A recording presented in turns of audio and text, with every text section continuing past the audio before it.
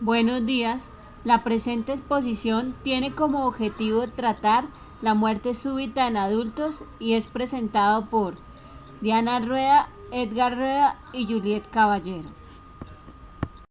Comenzando con la epidemiología de la muerte súbita cardíaca, esta es la principal causa de muerte en Estados Unidos y en Europa. En Estados Unidos se estima que entre 250.000 a 400.000 adultos mueren súbitamente cada año, principalmente por patologías de tipo cardiovascular, con una incidencia global de 1 a 2 por cada 1.000 habitantes año. La Sociedad Europea de Cardiología estableció que las tasas de mortalidad van de 36 a 128 fallecimientos por cada 100.000 habitantes año, que es más del 60% son por enfermedades coronarias de tipo arteriosclerótico. La definición general que se tiene para muerte súbita cardíaca es aquel evento fatal, inesperado, de origen natural que ocurre en la hora siguiente al inicio de síntomas en un individuo aparentemente sano o con alguna enfermedad cuya gravedad no hace prever un final tan rápido. Sin embargo, esta definición se ha ampliado debido a que algunos pacientes, cuando ocurre esta muerte súbita cardíaca, no hay presencia de testigos, o si no, ocurre durante el sueño o se encuentra mucho después de haber ocurrido este incidente, por lo cual hay una segunda definición que nos dice que se trata de aquella muerte que ocurre en aquellas personas que gozaban de buena salud 24 horas antes de que ocurriera la muerte. La autopsia médico-legal cumple con 4 finalidades principales en los casos de muerte súbita. La primera de ellas es investigar si la muerte es atribuible a patología cardíaca o a otros tipos de patologías, las cuales se deben descartar al momento de realizar esta. La segunda es investigar la naturaleza cardíaca de la enfermedad y el mecanismo por el cual se produjo la muerte, ya sea de tipo arrítmico o mecánico. La tercera de ellas es investigar si la patología cardíaca que fue causante de la muerte súbita es de origen hereditario o no, para de esta manera realizar screening a aquellos familiares de primer grado que sean susceptibles a presentar este tipo de enfermedades. La cuarta es investigar la posibilidad o descartar la posibilidad de consumo de drogas tóxicas o ilegales y de otro tipo que puedan ser causantes de esta muerte. Hay 4 aspectos a tener en cuenta que deben estar incluidos en el acta de inspección al cadáver antes de la realización de una autopsia médico-legal. La primera de ellas son los datos generales como la edad, el sexo, la profesión, el estilo de vida, los hábitos, en especial aquellos como consumo de alcohol o tabaco, y el patrón habitual de ejercicio de actividad física.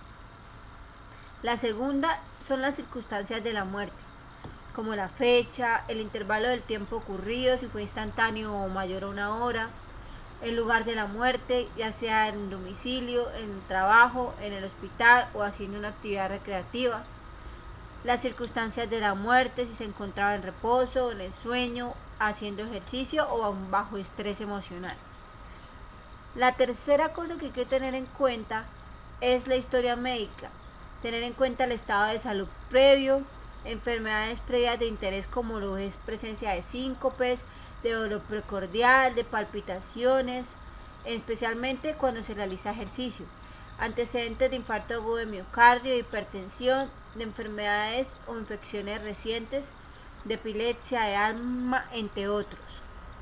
También hay que tener en cuenta las cirugías previas realizadas y los registros de electrocardiogramas y radiografía de tórax anteriores, así como resultados de exámenes especializados cardiovasculares y algunos análisis de laboratorio, en especial aquellas pruebas que tienen que ver con lípidos. La cuarta y última es la historia cardíaca familiar. Investigar si en la familia hay antecedentes de patología isquémica del corazón, de muerte súbita, prematura, de arritmias, de enfermedades cardíacas congénitas, y si el paciente tiene un antecedente de consumo de medicación prescrita y no prescrita. También hay que tener en cuenta de si el paciente fue reanimado o fue llevado a una sala de reanimación, para darse cuenta de los resultados del electrocardiograma, de enzimas y de niveles de troponinas. Al momento de iniciar la autopsia médico-legal, comenzamos con el examen externo del cadáver, de los cuales debemos obtener datos iniciales como lo es la talla y el peso del paciente. Inspeccionar si hay vías venosas recientes, si hubo marcas de intubación, de uso de parches de electrocardiograma, de quemaduras eléctricas por desfibrilador, de uso de drenajes y lesiones traumáticas presentadas por él. También se debe revisar la existencia o presencia de un desfibrilador automático implantable o marcapasos. Hay que tener en cuenta que en el estudio de la muerte súbita cardíaca no solo hay que tener en cuenta el origen cardiovascular, sino que también al momento de hacer la autopsia médico-legal hay que descartar otras causas no cardíacas de muerte súbita, como lo es la cerebral, que puede ser ocasionada por una hemorragia subaracnoidea o una hemorragia intraparenquimatosa. Aquellas causas respiratorias como lo es el asma y la anafilaxia. Aquellos de tipo shock, como es el shock hipovolémico agudo causado por una ruptura de un aneurisma o una úlcera péptica. Aquellos causados por un shock séptico, como lo es el síndrome de Waterhouse-Friderichsen. En la tabla presentada a continuación podemos observar algunas de las causas de muerte súbita de origen cardíaco, así que observémosla. Hay que tener en cuenta que algunas publicaciones que hablan acerca de la autopsia médico-legal para la muerte súbita de origen cardíaco nos dividen las etiologías por edades.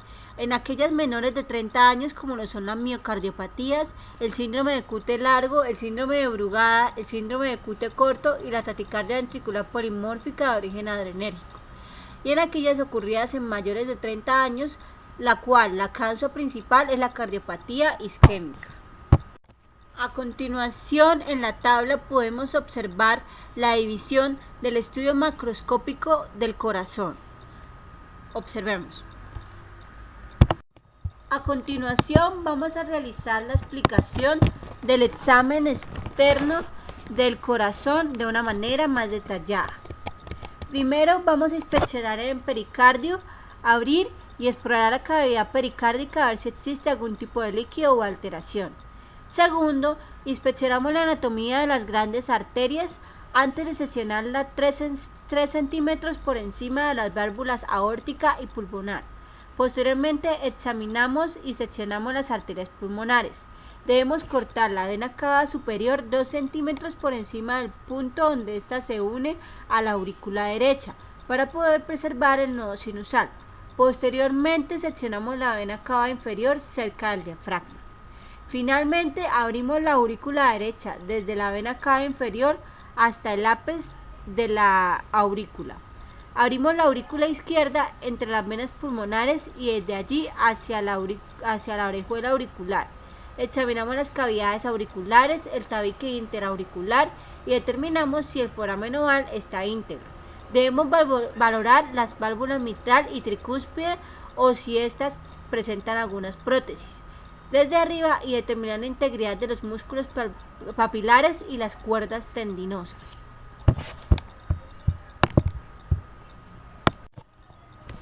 Y para complementar el examen externo del corazón, inspeccionamos la aorta, la arteria pulmonar y las válvulas aórtica y pulmonar desde arriba, examinándolas y mirando si presentan prótesis valvulares.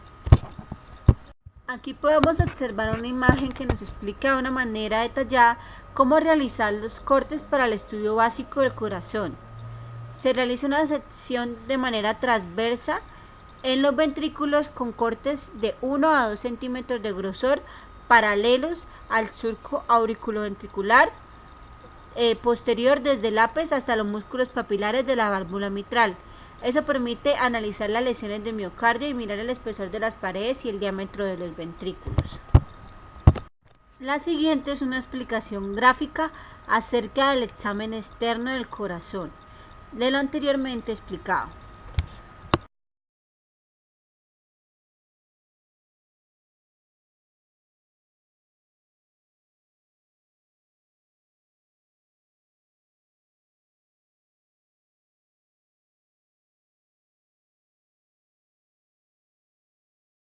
A continuación, vamos a hablar acerca del examen de las arterias coronarias.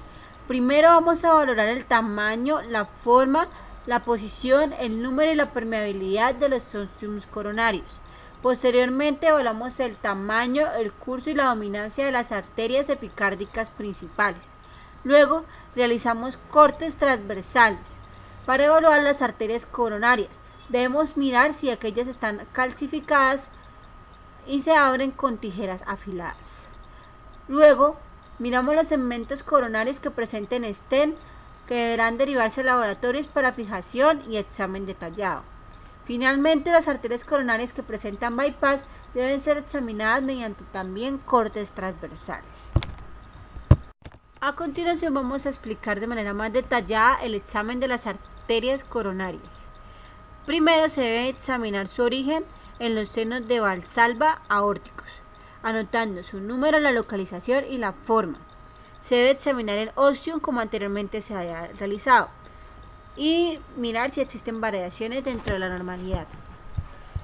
Existe una posibilidad, que es que cuando las dos coronarias se encuentran en el mismo seno, hay una posibilidad de que esta sea la causa de la muerte súbita. Posteriormente se debe determinar la distribución y la presencia de puentes miocárdicos y la permeabilidad. Y luego se realizan los cortes de manera transversal cada 2 a 3 milímetros. Las coronarias derecha, izquierda, descendente, anterior y circunfleja se deben examinar siempre anotando la dominancia, si es derecha, izquierda, balanceada o codominancia, y en determinados casos examinar las ramas marginales, diagonales, descendente, posterior y obturatriz. Como anteriormente se había descrito, se deben registrar las siguientes medidas de corazón al momento del examen externo, como lo es el peso del corazón y compararlo con la tabla de pesos según la edad, el sexo y el peso corporal. El espesor de la pared, en el cual se debe examinar el endocardio, medir el grosor de la región media de la pared de cada ventrículo y el tabique frente a las tablas de espesor normal según la edad y el peso. Al momento se debe disecar la mitad basal del corazón siguiendo la corriente sanguínea y realizar un examen del tabique interauricular e interventricular, de las válvulas, los tractos de entrada y salida de los ventrículos y de las válvulas semilunares. En el caso de existir algún cuadro de preexcitación ventricular documentado en el electrocardiograma, los anillos auriculoventriculares deben mantenerse intactos. Para el estudio histológico de la muerte súbita de origen cardíaco, se debe realizar cortes a nivel del ventrículo y de manera que se incluya la pared libre del ventrículo izquierdo en su parte de región anterior, lateral y posterior, el tabique interventricular en la región anterior y posterior y la pared libre del ventrículo derecho en región anterior, lateral y posterior. A momento de esa muestra también debe venir con el tracto de salida del ventrículo derecho y cada una de las aurículas. Se debe muestrearse toda el área y se debe examinar las anomalías macroscópicas significativas. Se debe realizar la tinción con hematoxilina de eosina y con otro tipo de tinciones como de tejido conectivo como Van Henson, tricrómico y Sirius Red, que son técnicas estandarizadas. Para las arterias coronarias, en caso de que exista enfermedad, se deben incluir para la histología aquellas que presenten lesiones focales más severas y teñirse como se ha descrito anteriormente. Para otras muestras cardíacas como el tejido vascular, el pericardio y la aorta, se realiza de manera similar a lo ya escrito anteriormente. Si se presentan anomalías de conducción, se aplica técnica de investigación del sistema de conducción por cortes seriados. A continuación presentamos una tabla de lo anteriormente ya descrito de una manera más específica. Observemos. Otro tipo de exámenes complementarios que se deben realizar a la hora de estudiar la muerte súbita de origen cardíaco son aquellos de tipo toxicológico, en especial en los atletas y en los jóvenes, en los cuales el dopaje y las drogas recreativas pueden ser uno de los principales precipitantes para la muerte súbita cardíaca. Se deben estudiar medicamentos cardiotóxicos, neurolépticos o fármacos cardíacos. Para ello se puede utilizar muestras de sangre cardíaca de 25 mililitros, o si no, 10 mililitros de sangre periférica de las venas femorales. También se puede contener 30 a 50 mililitros de orina, o finalmente, si no hay orina disponible, 20 a 30 mililitros de bilis.